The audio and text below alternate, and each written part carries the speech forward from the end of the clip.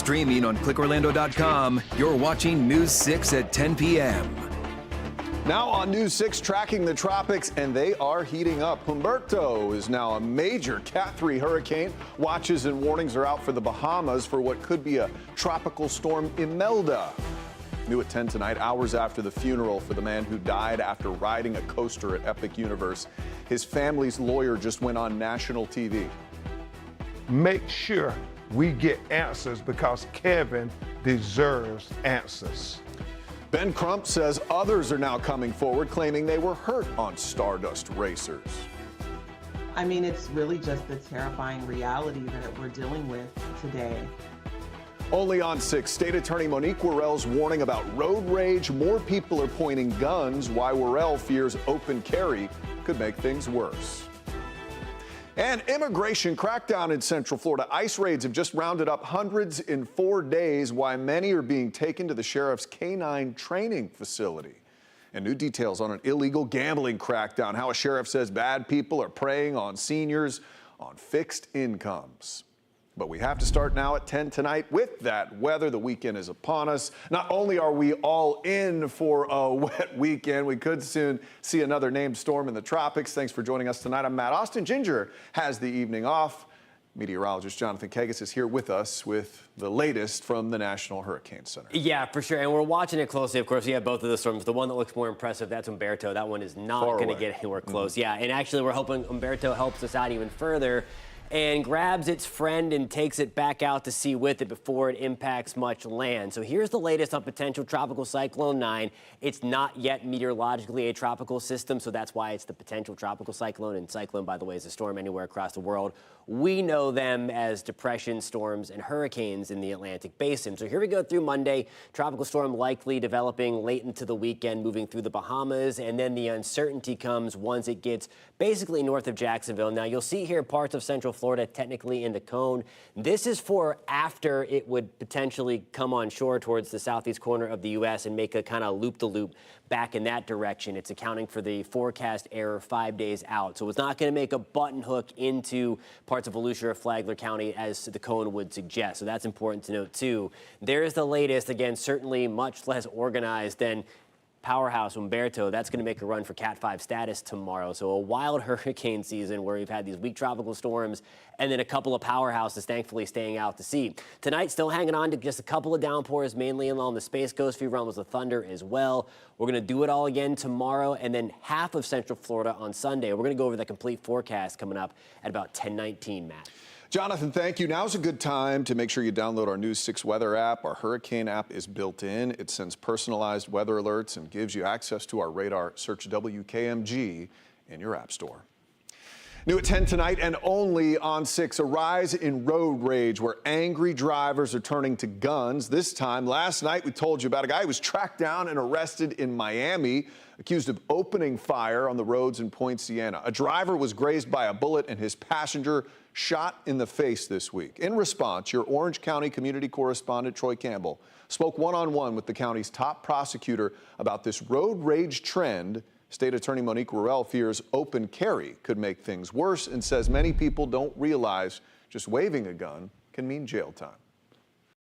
Is it wrong that I always assume another driver is armed? Not in today's day and age, it's not. I think it's safer to assume that the driver is armed. Ninth Judicial Circuit State Attorney Monique Worrell says drivers should use patience and caution when on Central Florida's roadways. I mean, it's really just the terrifying reality that we're dealing with today. I want this road rage to not become normalized. Worrell says she too has unpleasant experiences out on the road. There were 2 cars that were just dead set against letting me in. And I was frustrated. I was like, just let me in. It's a merge lane. If you don't want people to merge, then move over to a different lane. And I just took a beat and I was like, Monique, inhale, exhale, and keep moving. Worrell adds no matter what another driver does, you should always stay calm. After all, just pointing a gun is a felony. Do you think people realize how serious of a crime it is just simply raising your gun up so the other driver can see your firearm?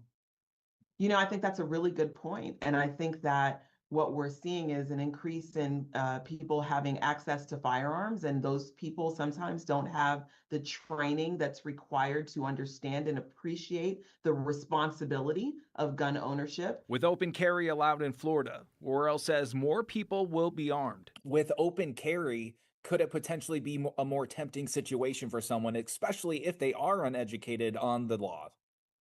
You know, unfortunately, I think that what we're going to see is that the more guns that we introduce into our community, the more gun violence that we're going to see. Worrell also says to distance yourself from another driver if a situation escalates. If they're in a car and they see somebody else's handgun, whether they're waving it or they're pointing it at them, they're brandishing it in some form, what should they do? So get out of that situation as quickly as you possibly can. Don't engage, don't respond, call law enforcement, report the individual, and don't try to take matters into your own hands. I'm your Orange County community correspondent, Troy Campbell, News 6. Well, tonight we have some answers about some unusual activity we spotted yesterday in Brevard County. Some black tarps covering the fences at the canine facility. This was near the Brevard County Jail. We started checking around. Both the sheriff's office and governor's office said nothing going on here. Later that day, we saw people getting arrested outside of a construction site. Law enforcement stayed quiet about that as well. Today, we learned it's all connected, part of a multi-day ICE raid. News 6 investigator Lewis Bolden is in Brevard County tonight. Handcuffed and shackled, News 6 was at the Brevard County Sheriff's Office Canine Training Facility when dozens of people were brought in for processing after being arrested in a week-long immigration enforcement operation dubbed Operation One-Way Ticket.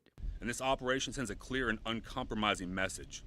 Florida will not tolerate lawlessness within our borders. Over the span of 4 days, more than 350 people were arrested in the multi-agency operation, including these arrests yesterday near a construction site on Fisk Boulevard. They will all be deported, but the sheriff could not say whether any of them have criminal backgrounds. I get it. I know there are those out there that don't agree with this. Brevard County Sheriff Wayne Ivey. If you come into our country without permission, if you come into our country illegally, you broke the law. And we are a nation of law and order. But there has been pushback. Kelly Walker, who is the deputy director of the ICE field office in Florida, says there has been an increase in attacks. We have seen a significant increase of targeted attacks on ICE officers and our 287G partners and our Border Patrol partners as we do this enforcement mission. Perhaps that's why there was some added security for this operation. A News 6 viewer who lives near this area contacted us last night to let us know that he noticed this black tarp going up around the canine training facility here in Brevard County. The sheriff confirmed to News 6 this was a security feature to prevent people from seeing all of the people who were being arrested and processed on site here. It's a hard time to be a law enforcement officer, but we are not scared of the targeted violence. The operation focused on worksite enforcement, identifying known locations for undocumented workers, and traffic enforcement. The lieutenant governor says there are about 1.1 million illegals in the state, and enforcement won't stop. We will continue to deploy every available resource to identify, apprehend, and remove those who seek to exploit our state and endanger our people. In Brevard County, Lewis Bolden, News 6. Now to new details on how a sheriff says seniors were preyed upon, taken for millions by an illegal gambling ring. We told you about the bust in Lady Lake and some of the arrests back in July. Turns out it was next door to a senior living facility. News 6's Jarrell Baker traveled to Sumter County for some new details on the operation. Well, right here off of US 441 in Lady Lake, right next to a senior assisted living facility, state attorney officials say that this business right here, Il Villaggio Senior Entertainment Center, used nearly 200 illegal slot machines to exploit seniors out of millions of dollars, running an illegal gambling operation. During the investigation, it was determined that between January 1st, 2023 in July of 2025, over $24 million from Il Villaggio Entertainment Center went through various bank accounts associated with this enterprise. According to 5th Judicial Circuit State Attorney William Gladson, the business offered free food and drinks to lure seniors. Officials say that these illegal internet cafes could have odds of winning as low as 10%, which is significantly less than the 85% odds in legal gambling operations. If you're going in and you have a payout opportunity of only 10 or 15%, it's theft. Gladson says that CEO Rima Ray, along with managers Terrence Morgan and Barbara Buzzard, are now behind bars and charged with several felonies, including RICO and money laundering. Ray would pick up hundreds of thousands of dollars and transport it into St. Johns County, where she lived and where her bank accounts were. Some of the money went into payroll and utilities, as I said before, but most of it went into various individuals and corporations. State attorney officials also say that some of the money went to companies that Ray had in Belize, which were also shut down around this time. State attorney officials say that the investigation is still ongoing. However, they didn't clarify if there will be more arrests coming, but they did explain that this investigation is not connected to the investigation going on in Lake County that's tied to former Osceola Sheriff Marcos Lopez. In Lady Lake, Jarrell Baker, News 6. Well, some bold claims tonight by a prominent attorney about the death of a man who rode a coaster at Epic Universe. We heard from people saying, no, we also suffered head injuries and those things on this ride. What Ben Crump revealed tonight on national TV as he presses Universal for answers. And months ago, they laid off 10% of their workforce, but a congressman says Blue Origin is now on a hiring spree, why he thinks more people will soon be moving here for space jobs. And speeding up service when seconds count, the new way 911 dispatchers in one city are getting the message out faster to firefighters and paramedics. You're watching News 6 at 10. We are live on a Friday night. We're covering Altamont Springs, Audubon Park, and all of Central Florida.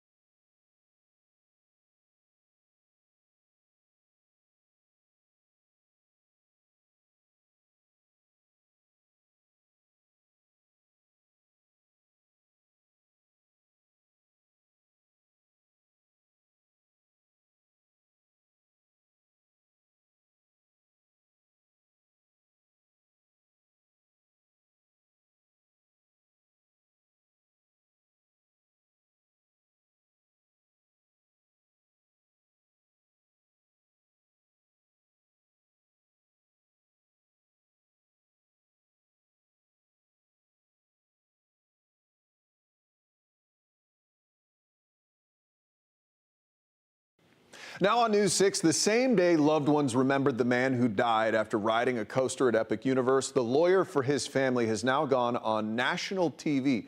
Benjamin Crump told CNN's Jake Tapper tonight. Others have now come forward saying they were hurt on Stardust Racer's dueling coaster. You know, we will only be speculating right now, but based on what witnesses have said that night, and then others who have ridden on that ride saying that they too have suffered injuries, it leads me to believe it's some kind of design issue, but we have to get the answers because as Kevin's mother and father, Carlos and Anna said, it's tragic that we lost Kevin. It would be a greater tragedy if another family lost their loved one due to them riding on a roller coaster, Jake. Tapper then asked Crump whether his team has spoken to any witnesses who saw what happened beyond Kevin Rodriguez Zavala's girlfriend. We have heard from witnesses who have contacted our office. And then, as I said, we heard from people saying, no, we also suffered head injuries and those things on this ride. So hopefully Universal Studios, who is the parent company of this epic universe, will take heed, and they said safety is paramount to them.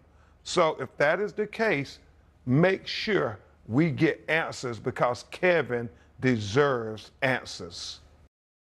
So earlier today, Rodriguez Zavala was honored by loved ones at a funeral which included a tribute to the 32-year-old's spirit of fun.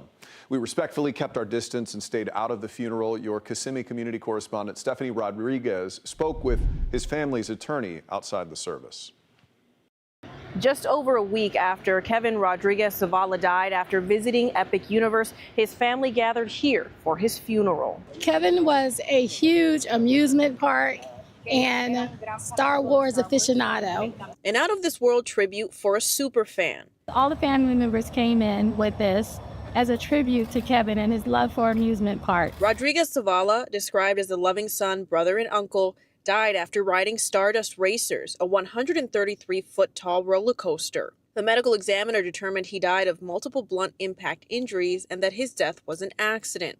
We spoke with a family attorney outside of his funeral. Video tribute today was very beautiful because it showed his love for theme parks and it showed him on all the rides and all the roller coasters. His legal team denies the claim that Rodriguez Zavala's pre-existing spinal injury had anything to do with his death. And while Universal says the ride functioned as intended, his loved ones are pushing to see autopsy results and any available footage of him on the ride.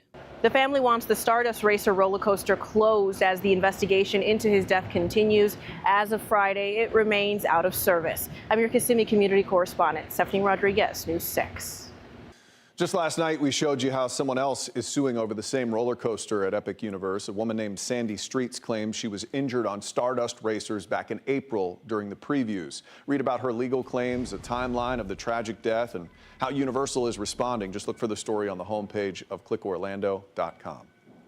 Kissimmee's working to get first responders to your home faster when seconds count. The Kissimmee Fire Department has a new alert system that gets 911 calls to first responders quicker than ever. The deputy fire chief showed your Osceola County community correspondent Stephanie Rodriguez how it improves response time. The dispatcher simply types the information into a computer. It is then sent to all of our stations simultaneously. The way it was done in the past is that the 911 caller would get a hold of an operator, and they still do. However, that operator would then have to manually enter it into the computer and then have to manually dispatch it over the air. And that takes time, and in every emergency, seconds do count. The information will be delivered by the same automated voice every single time while the information is displayed throughout the fire station. If they miss that dispatch, then there's signs all around the station that tell them exactly where they're going, what units are due. The Kissimmee Fire Department has a goal of responding to an emergency in 2 minutes or less. Well, the future of space is also a battle for employment. Many looking for jobs in the space field are concerned after the federal government cut thousands of jobs earlier this year. Then Blue Origin laid off about 10% of its workforce in February. However, one Florida politician says expect a space hiring spree. U.S. Congressman Mike Herodopoulos, who represents the Space Coast, spoke after taking a tour of Blue Origin's new enormous rocket factory just outside Kennedy Space Center. It's 750,000 square feet. Just last week, the company opened a 200,000 square foot lunar plant nearby. That's where the landers for Artemis missions will be built. The congressman tells us he's confident the whole space industry is committed to hiring more people, and it's a reason people are moving to Florida. There's no question about our investment in space and science, and it's the reason why that we're worked so hard on this issue. This is why people want to move here. It's the reason why Florida is really leading the charge. We're a state that's open for business. The congressman says so far 4,000 people have already been hired by Blue Origin here, and 1,500 more jobs will be created by the lunar lander plant. All right, I know you want to know about that weekend weather. Let's get you over to our meteorologist, Jonathan Kegas. Yeah, and it's off to a bumpy start already. We talked about the games on the coast likely being compromised, and a lot of those had to be postponed because of the thunder and lightning, especially in Volusia County. Still hanging on to a few thunderstorms now exiting the coast through the I-95 corridor from Rockledge back to Melbourne, Satellite Beach, Palm Bay as well. Give it another 30 minutes, give or take, and those will be off of our coast. We'll dry things out. Just to fire things up again, I think at a pretty good clip tomorrow afternoon. So I think the morning we're starting okay, watching for a few maybe stray showers to sneak in here early, and then watch what happens by lunchtime, especially close to the I-75 corridor. We do have a cold front working inbound.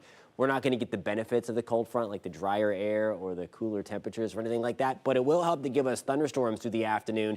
And you see that flare up really from about lunchtime to 6, 7 o'clock from west to east. That round of thunderstorms moves through. That's 7 o'clock.